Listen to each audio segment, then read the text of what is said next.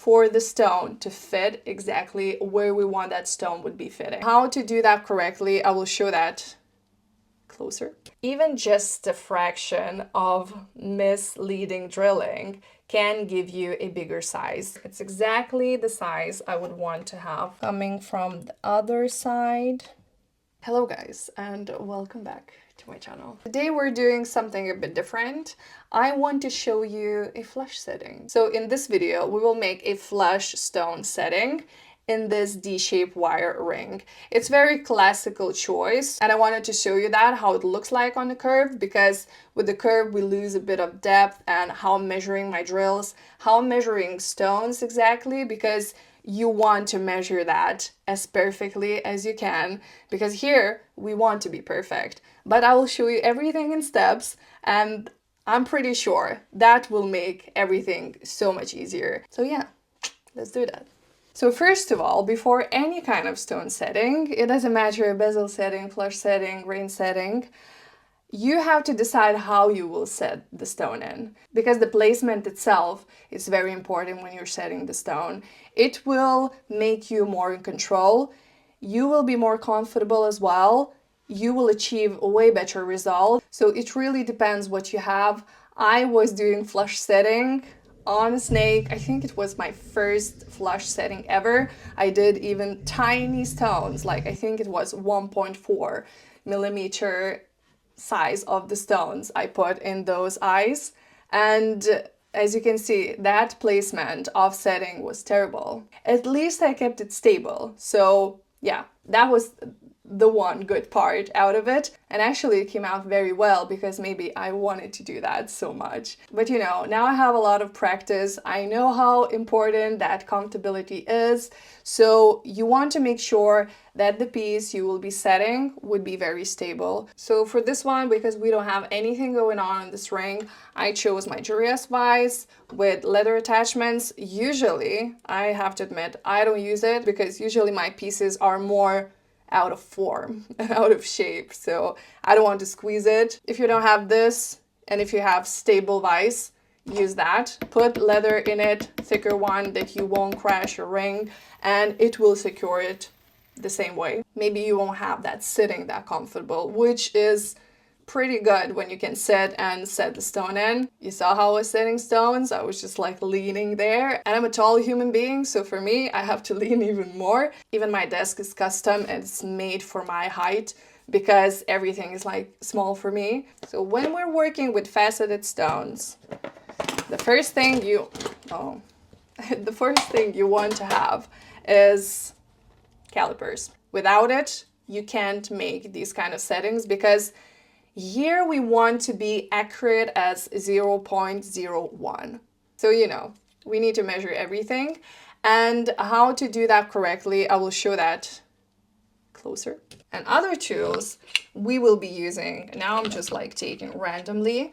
This setting we will do with 3 styles of drills: regular drill, round drill, and stone setting drill. And we want them the same size as we have the stone, just not a regular one. We're using a regular drill just to make sure we're keeping everything in the center. And I wanted half size of my stone size, that I could take some material off. I could measure the center as well, and then I will go with the round style of the drill and take more material out, because round burr is way less expensive than a stone setting burr. With the stone setting burr, we want to just come back and make that tiny edge for the stone to fit exactly where we want that stone would be fitting. So now I will show you everything in action. I will turn you to my side to keep you closer, and I will tell you why I'm doing what I'm doing. But first of all, I have to announce that this video is sponsored by GRANDE,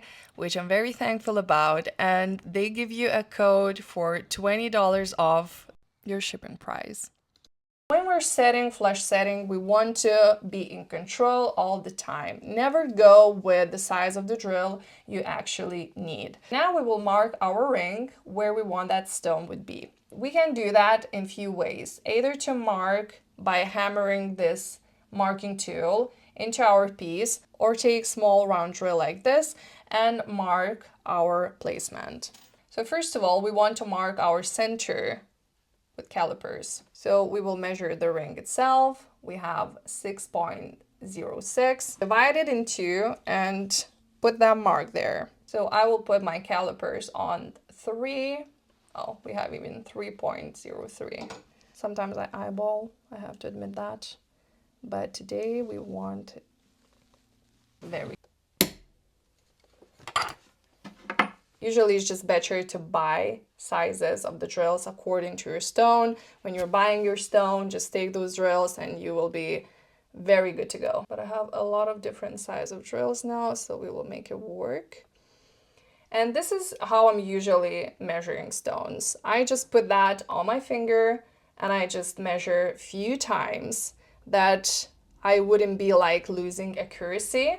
And when I'm like having the same result, I just take it as it is. So we have 2.99 here. So it's about 3 millimeters. We want our drills would be just a little bit smaller than we have the size. Even just a fraction of misleading drilling can give you a bigger size immediately. So what is very important too is the height of the stone we have. Be less than your thickness of the metal, because you don't want to stab yourself with that pointy part of the stone. For that stone, I would take 1.5 millimeters of that regular drill.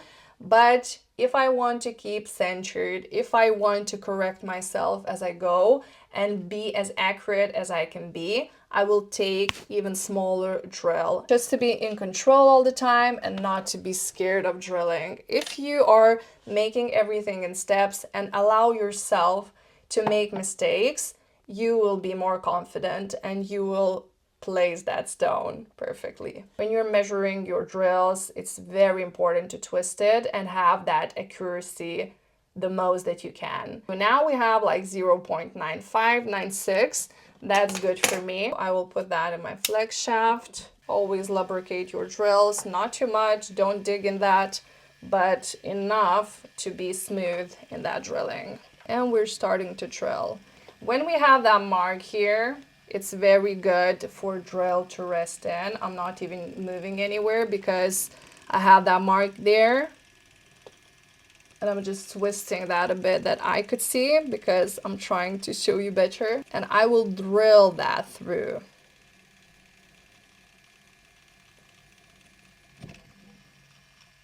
Now we have a beautiful hole there, which is a bit off center, tiny bit. That's why we're beginning with few drills at first. Now I want 1.5 of the drill. This is not good. I want 1.5 millimeter of the drill. We have 1.56. We're putting that in a flex shaft. Use lubrication. So now we're going with the second drill and I'm keeping that in the center more.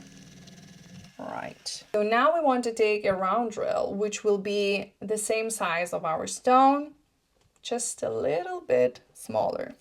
8, 9, it will be bigger when I will be twisting, so it will be good.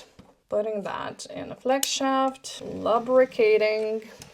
With the round burr, we want to remove as much as we can before going with stone setting burr. Going in again. So with this round drill, we're going a bit more than a half of it. Better to go less all the time. We will come back later. Now we will take stone setting drill, which is the size that we need. Measure stone setting drill. It's perfect.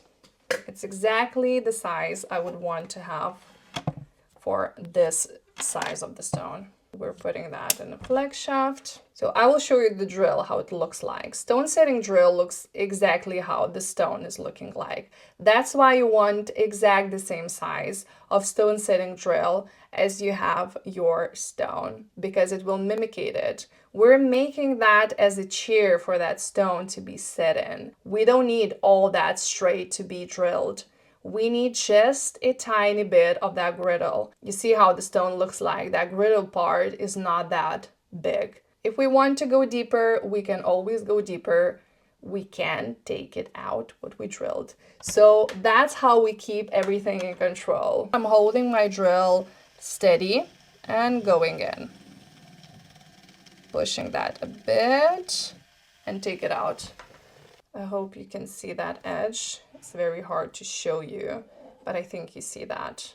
Tiny, tiny edge around it. And we want that edge would be the same height. Everything has to be perfectly the same. So if you see that edge, it's not even around, you have to correct it because your stone won't be straight and flush with the surface. Sometimes when it goes with the style of your jewelry piece, you can go deeper for sure. But now I'm showing a flush setting, which has to be flush with the surface.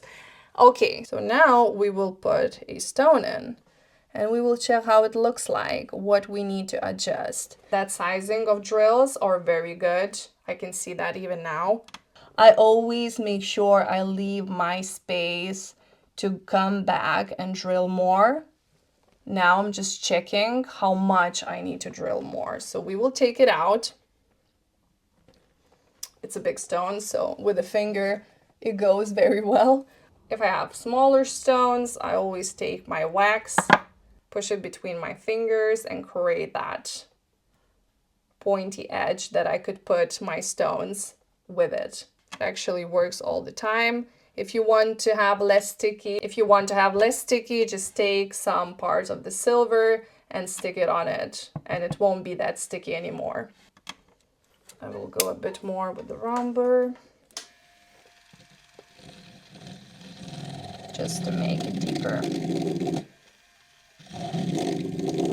Now I'm just coming back with my stone setting drill.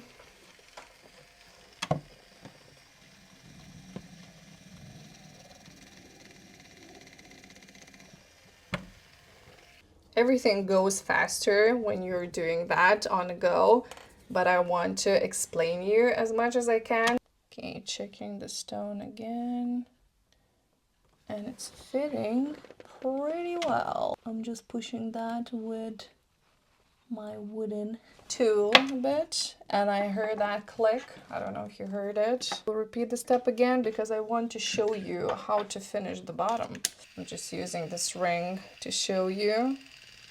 I haven't polished that very well.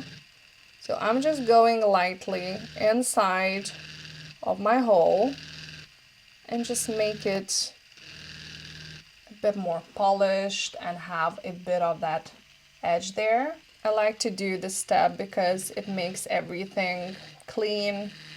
It looks polished. Like, look at that.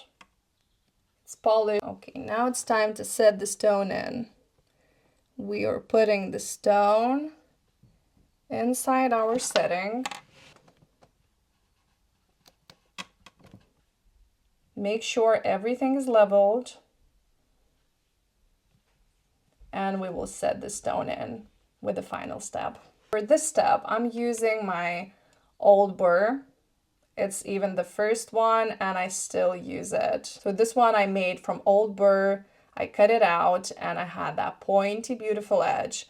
I made everything with wet and dry paper sticks because I haven't had anything at that point and I really wanted to set stones, so we still have it. You just basically want it wouldn't be sharp, but pointy enough that you could push your metal on the stone. The main thing, what we want to do, we want to hold it at 45 degrees angle and push our metal on the stone. We want to push corners first, as if it would be to any stone. Holding that 45 degrees angle, and we're pushing that metal on. We have one corner, see it slipped a bit. Coming from the other side.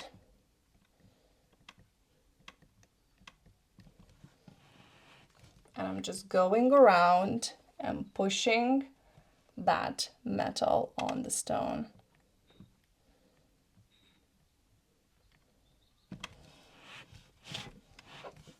While I'm holding my tool, I'm pushing that into my thumb. So it's like holding and making steady that my hands won't flip with the tool.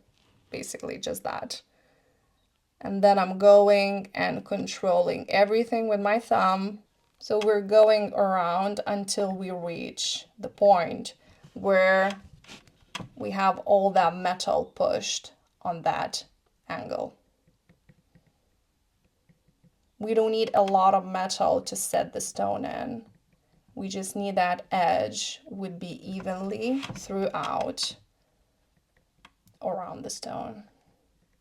It's all about how comfortable you are holding your tool, how steady you can make it to be. Now when I'm happy with my edge around, which I hope you can see that, it's a very beautiful and even edge around the stone.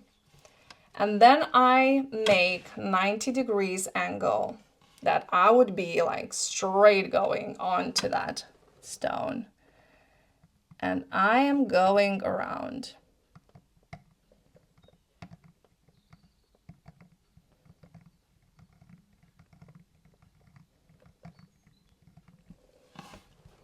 And that is it. We set the stone in.